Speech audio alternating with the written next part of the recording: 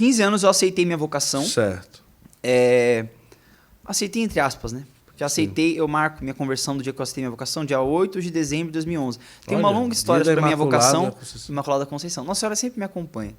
Né? É uma história muito particular, mas a história da minha vocação é um outro podcast, então vamos ficar só sobre as músicas, fica um mistério. Mas por quê um outro podcast? Por cima, assim.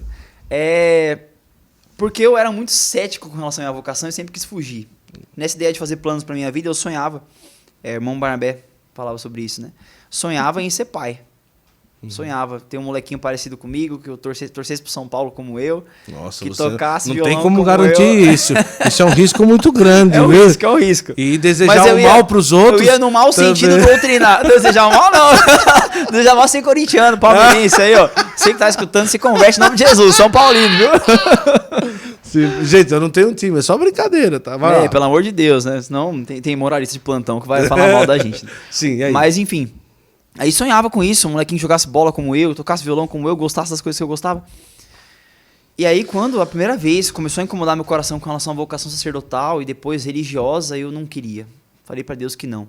Primeiro por essa questão do meu jeito, porque eu saberia que eu não iria me aplicar a isso, porque, imagina, eu me tremia e suava de pensar em pegar no microfone. Depois que eu não queria, eu queria ser pai. Queria ser pai, queria ter meu futuro, ter minha faculdade, minhas coisas. Só que aí nessa, eu tava num processo de enamoramento com Deus, assim. Sabe? Meu coração tava sendo cativado por Ele. Sentindo um amor que eu nunca tinha sentido em toda a minha vida.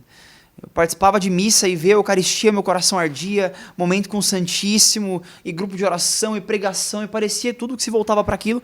E eu falei para Jesus, Senhor, é o seguinte, se o Senhor quiser que eu seja padre, o Senhor vai começar a me dar confirmações que sejam claras. Quer dizer, se o Senhor me quer, então dê seu jeito, né, para que isso aconteça. Para que eu fui fazer essa oração? Começou a chover, literalmente, confirmação. Olha. A primeira delas, eu não costumo contar isso porque tem gente que pensa que é um pouco de fábula e tal, mas eu falo aqui porque é do meu coração e eu sei da verdade que eu vivi com Deus nesse processo. A primeira vez que eu me questionei seriamente com Deus sobre isso, estava num retiro de silêncio, onde eu nem era convertido direito. Mas eu fui para um retiro de silêncio junto com os acólitos e coroinhas da minha paróquia. Mas acho que já havia algo de temor a Deus no meu coração pela educação que meus pais me deram. Sim. E alguém já tinha, certa vez, né, como começou esse incômodo? Um rapaz chegou para mim e perguntou se já tinha pensado em ser padre. Começou com essa pergunta. Nesse retiro eu fui perguntar isso para Deus. Se for da tua vontade, me confirma. Eu estava num gramado assim, começou a bater um vento, estava com a Bíblia no colo. Começou a bater um vento e eu incomodado com aquele vento porque eu estava rezando em cima de uma passagem. E eu fui e parei com a mão, assim, as páginas da Bíblia para poder rezar e voltar na passagem. No que eu parei, minha mão parou em cima da palavra sacerdócio. Caramba. E aí eu já falei, opa, alguma coisa está errado. Mas na minha cabeça foi o quê? Coincidência. Comecei a pedir mais confirmação. Entre as inúmeras confirmações, para resumir a história... Não, pode contar. Teve uma vez que eu dei um dos ultimatos para Deus, né? Foi um dos, porque teve um último que foi o final, foi o fatality. Né? Mas esse foi um dos ultimatos. Eu falei para Deus, Jesus, é o seguinte, se o Senhor quiser confirmar a minha vocação, e dessa vez é de verdade, vai ter uma forma como o Senhor vai me revelar. Se o Senhor vai me revelar em sonho, eu vou dormir hoje. Se eu sonhar comigo sendo padre, quer dizer que eu tenho que ser padre. Eu entendo como uma confirmação tua e eu te dou o meu sim. Se eu não sonhar, eu nunca mais te pergunto sobre isso. Aqui eu encerro o assunto e eu não vou mais querer. Eu vou seguir minha vida, eu vou ser pai, eu vou constituir família como eu sempre quis. Ok, dormi. Não sonhei com absolutamente nada. Acordei no dia seguinte tranquilo, acordei comemorando. Falei, nossa, não vou precisar mais ser padre. Graças a Deus, né? Feliz da vida, na época fui entrar na internet, no Twitter. Na hora que eu entrei no Twitter, uma menção de uma menina que estudava comigo, eu tinha 15 anos de idade. Uma menina que estudava comigo, ela nem era católica. Ela colocou uma postagem lá no Twitter, no dia seguinte que eu fiz essa oração a Deus. E colocou lá, essa noite tive um sonho estranho. Sonhei que o Samuel tinha virado padre, mas ele tinha 15 anos. Nossa, cara. Eu parei na frente do computador e eu fiquei assim. Deu errado. Durante uns 10 minutos. Eu falei, não é possível. Não é possível. Eu olhei pra isso, o que eu pensei? Coincidência. Por mais incrível que pareça. Nossa. Mais uma vez, coincidência.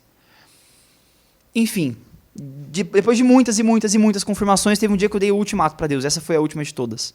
Foi dia 8 de dezembro de 2011. Eu me tranquei na porta do meu quarto, como diz a palavra, que fala que se nós quisermos orar ao Pai, nós devemos trancar a porta do quarto e conversar com o Pai que nos vê em segredo e lá Ele nos responderá. Tranquei a porta do meu quarto, apaguei a luz como eu costumava fazer, acendi uma vela, falei para Jesus, Senhor, é a tua última chance. todo mundo fala que tem visualização disso, que ouve o Senhor falando daquilo, todo mundo vê a vida de todo mundo, porque fulano está sendo curado disso, Beltrano está sendo curado daquilo, e eu nunca escutei a tua voz de forma clara. Nossa, ou o Senhor me responde, né? Nunca ouviu, né? Que oração petulante, né? Arrogante, mas... Cética, né? Mas eu penso que assim, nosso Foi fundador... a verdade da alma. Exato. Nosso fundador sempre diz isso. Deus ama a verdade e a sinceridade. Era a verdade do meu coração. Eu só queria uma resposta. Só queria uma resposta. Eu ansiava muito, como ansiei até hoje, fazer a vontade de Deus em tudo.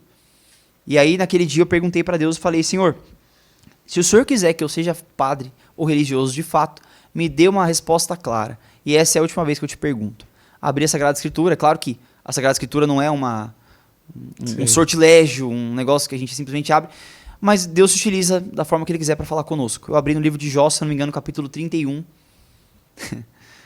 Me emociona porque eu me recordo o que eu senti naquele dia, né? A palavra fala, né? Como te atreves a acusá-lo? Deus fala de um modo e depois de outro. Em sonhos ou visões noturnas, quando o homem cai adormecido no seu leito. Nossa. Quer dizer, como você atreve a acusar que o Senhor nunca falou com você, sendo que de diversas formas o Senhor já havia falado, o Senhor já havia confirmado, e você sabendo da verdade que existe no teu coração, de que você é chamado a uma vocação específica, você não quis dar o seu sim a Deus. Naquele momento eu comecei a chorar, porque eu sabia qual que era a resposta. Eu sabia o que Deus queria de mim. Na verdade, eu sempre soube, eu queria fugir. E disse meu sim a Deus naquele dia. Eu estou contando isso tudo por quê? Porque as pessoas, talvez você esteja escutando, você é jovem, está discernindo a sua vocação e fala, nossa, já sei, vou fazer a mesma coisa que o irmão Samuel. Não. Não faça, porque eu me arrependi de ter feito isso. Deus não precisava ter se sujeitado à minha vontade. Eu sabia o que Deus queria desde o começo. O incômodo que esse jovem sente no coração já é sinal de vocação. O incômodo que essas pessoas sentem no coração de querer dar algo a mais para Deus já é sinal de vocação. Moral da história, quem tem dificuldade em saber a vontade de Deus tem sempre. Eu tentei fugir da minha vocação depois de ter dado meu sim a Deus. Dei o sim no final de 2011, começo de 2012, eu comecei a namorar. Depois de ter dado meu sim a Deus. Depois que eu disse que eu iria seguir a vocação dele. Para fugir de novo da minha vocação. Sim. Só que, uma vez que a voz do Senhor já marcou o teu coração, uma vez que eu fico imaginando Pedro, né? O olhar que Jesus deu para Pedro. Uma vez que você já viu o olhar que Jesus deu para você, você não consegue mais esquecer daquilo. É verdade. Você pode ir para onde você quiser. Jesus, ele cativa o coração de novo. E eu me lembro que eu amava a moça que eu me relacionei depois. E foi um namoro muito certo, muito casto, muito direitinho. Só que não me preenchia. Não me preenchia. Eu sabia o que Deus queria de mim. Com um tempo de relacionamento, chamei ela na igreja. E ela já sabia do meu histórico. Eu sabia que eu queria ser padre. E o pior é que ela também queria ser freira. Então, os dois fugindo da sua vocação, né? Isso acontece muito, né? Você que está ouvindo a gente, não faça isso. Mas isso acontece muito. E aí, naquele dia, chamei ela na igreja e terminei meu relacionamento. Eu falei, você sabe por que eu te chamei aqui? Ela falou, sei, você quer terminar comigo para ser padre. Eu falei, para nós sermos felizes. Porque a nossa felicidade está em fazer a vontade de Deus. E aí, enfim, né? Hoje estou aqui onde eu estou, graças a Deus, tendo caminhado com ela essa minha vocação e por misericórdia, nós fazemos isso todos os dias na fraternidade. Senhor, que nos escolhestes, não por nossos méritos, mas por vossa infinita misericórdia. Sim. Por misericórdia, estou aqui dando meu sim a Deus até hoje, desde 2015, né? Desde 2015 não, desde 2011, 2014 começamos a vida comunitária e desde então, aqui já, desde meus 15 anos de idade.